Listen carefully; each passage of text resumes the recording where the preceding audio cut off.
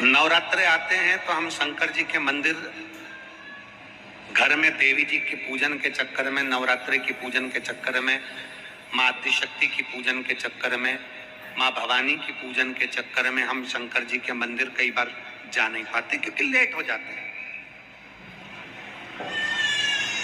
जब नवरात्रे आते हैं गुरुजी, हम देवी की आराधना करते हैं, हम माँ जगत जननी की आराधना करते हैं, माँ जगदम्बा की आराधना करते हैं, माँ दुर्गा की आराधना करते हैं, आदिशक्ति की आराधना करते हैं।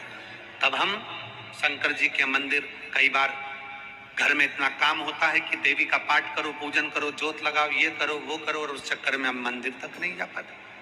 तो क्या हमको दोष लगेगा? तो क्या हमको दोष लगेगा? शिव महापुराण की कथा अगर अच्छे से आपने सुनी है तो एक बात याद रखना कि शंकर भगवान को ज्योतिर्लिंग कहते हैं।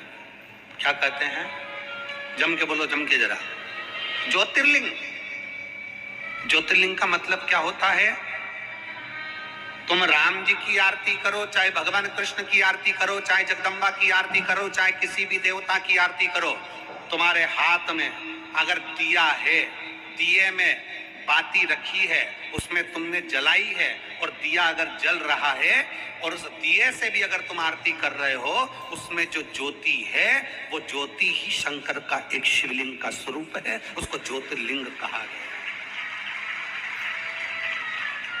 अगर नवरात्रे में देवी जी की ज्योत जला रहे हो, नवरात्रे में देवी जी की अखंड ज्योत जला रहे हो, नवरात्रे में तुम देवी जी की आरती कर रहे हो, नवरात्रे में तुम देवी जी का पाठ कर रहे हो, नवरात्रे में तुम देवी जी की आराधना कर रहे हो, और दिया अगर तुमने जलाया है, उस दिए में जो ज्योति है, उस दिए में जो ज्योति उत्पन्न है, वही ज्योतिर्लिंग का स्वरूप है। ये ना सोचें कि हम शंकर की आराधना नहीं कर रहे। शिव और शक्ति ये दोनों एक। देवी की आराधना कर रहे हो मतलब शंकर की आराधना कर रहे हो, शक्ति की आराधना कर रहे हो मतलब शिव की आराधना कर रहे हो, शिव की आराधना कर रहे हो मतलब शक्ति की आराधना कर रहे हो। दोनों का प्रतिबिंब स्वरूप एक है।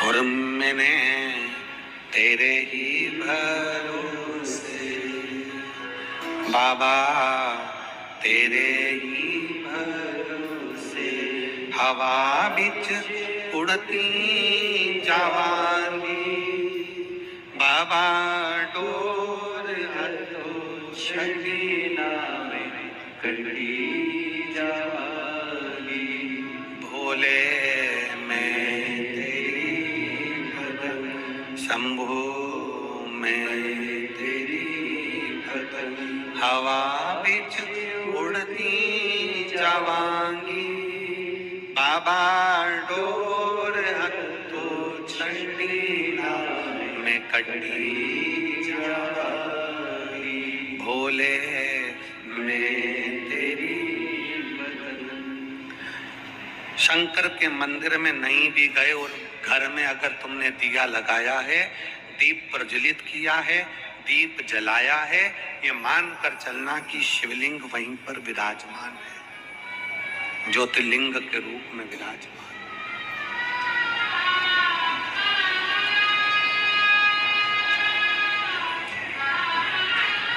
वेश से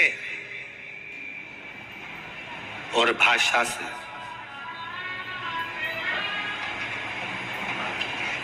दुनिया के लोग रीझते हो। क्या क्या चीज? जम के बोलो जरा। वेश, पहनावा, वस्त्र और भाषा। छत्तीसगढ़ में रहते हो, छत्तीसगढ़िया बोलते हो। हम मध्य प्रदेश में रहते हैं, हम मालवा का बोलते हैं। उत्तर प्रदेश वाला यूपी की भाषा बोलेगा, बिहारी बिहारी बोलेगा, मराठी मराठी बोलेगा, केरल में रहने वाला कन्नड़ी बोलेगा, आंध्रा में रहने वाला तेलुगु बोलेगा, गुजरात में रहने वाला गुजराती बोलेगा, विदेश में रहने वाला अंग्रेजी बोलेगा।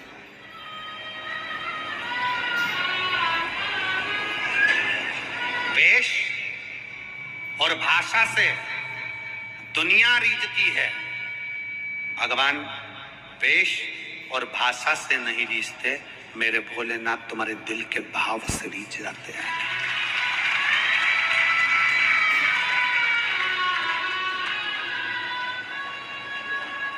कपड़ा बदलने से शंकर कभी नहीं मिला। कितने कपड़े बदल के देख लो, शंकर नहीं मिलेगा। कलेजा बदल कर देखो, शंकर तुम्हारे सामने मिलेगा। कलेजा बदल कर देखो।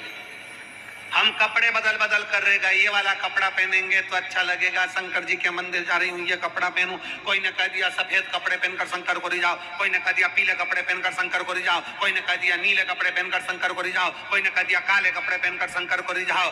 कितने कपड़े बदलोगे और कब तक बदलोगे? कपड़े बदल बदल कर थक जाओगे, पर मेरा शंकर रीझने वाला नहीं है। शंकर को रिझाने के लिए कपड़ा नहीं, अपना दिल बदल कर देखो, कलेजा बदल कर देखो, शिव तुम्हारे सामने होगा। हम कलेजा नहीं बदल पा रहे, हम कपड़े बदलने में रहेगा। फैशन करेंगे, कपड़े बदलेंगे, जितना लोगों को अच्छा दिख सकता है। गले में रुद्राक्ष की माला पहन लो, त्रिपुंड धारण कर लो, थोड़ा जटा जूट बाल बड़े कर लो। आज के जमाने में बनी बनाई जटाएं मिलती है, खूब नए नए बाल लगवा लो और बांध बुना के तैयार होकर हम अपना वेश बना लो। वेश बदलने से और भाषा बदलने से शंकर नहीं मिल सकता। वेश और भाषा से नहीं, मेरा शंकर भगवान दिल के भाव से, हृदय के भाव से मिलता है। निर्मल मन सो मोहि पावा, मोहि छल छिद्र कपट ना भावा। मुझे केवल निर्मल स्वभाव, निर्मल चित्त, निर्मल बुद्धि, निर्मल मन चाहिए। मन क्यों आए हो कथा में?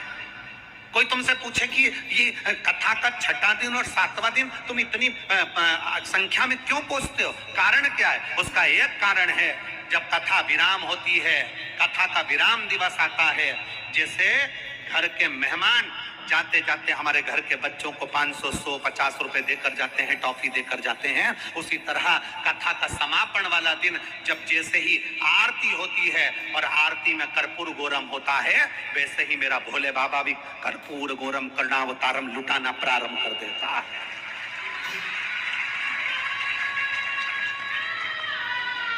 क्यों विराम के दिन की कथा, समापन के दिन की कथा में लोग आस लेकर झोली पसार पसार के बैठते हैं?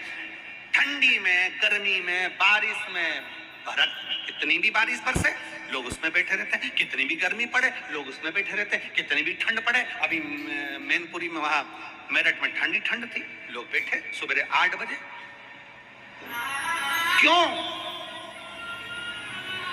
क्योंकि विश्वास है, भरोसा है कि इन पत्रों के ढेर में अगली कथा में पत्र तुम्हारा भी आता है।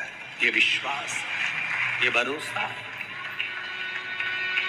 कथा समापन का दिन लोग विराम तक, जब बाबा की आरती होती है तब तक बैठते हैं। बाबा की आरती का इंतजार कर कर, बाबा से झोली पसार कर प्रणाम कर कर कहते हैं, बाबा खाली मत भेजना, बहुत आस लेकर आया हूं, बहुत विश्वास के साथ आई हूं, बहुत तकलीफ में चल रही हूं। बाबा 2024 का विराम होने जा रहा है, अब ये संघर्ष सहन नहीं हो पाता है। बाबा 2025 आए ना तो मेरे चेहरे पर इतनी खुशियां देना बाबा कि मेरी जिंदगी के सारे गम भूल जाऊं और खुशियों में आगे बढ़ जाऊं।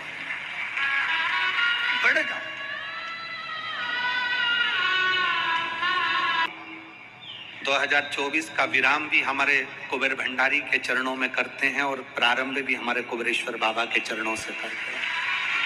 2 दिन हमारे बाबा के चरणों में हम वहीं रहकर उसकी आराधना, 31 तारीख को भी बाबा की आराधना और 1 तारीख को भी बाबा की आराधना दिल से करें। उसकी चैत्र का महीना में जब नूतन वर्ष आता है तब भी बाबा की आराधना में लगे।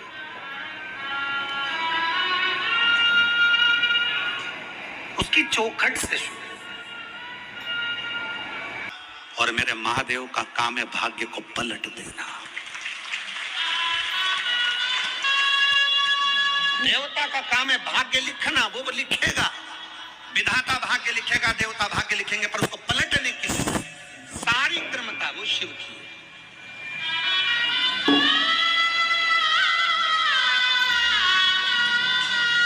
सारी। अब किस विश्वास के साथ मैं कहूँ इन शिव भक्तों से, आप जो कथा सुनने के लिए बैठे हो ना, रात भर से इंतजार कर रहे हो, क्योंकि कल छठा दिन शिवरात्रि का दिन था, रात भर से इंतजार कर रहे हो, आपका विश्वास दृढ़ हो। और 2025 की पहली कथा हाले कोसा में होगी, छत्तीसगढ़ की इस भूमि पर। 4 तारीख से 10 तारीख तक कथा चलेगी जनवरी की, फिर 16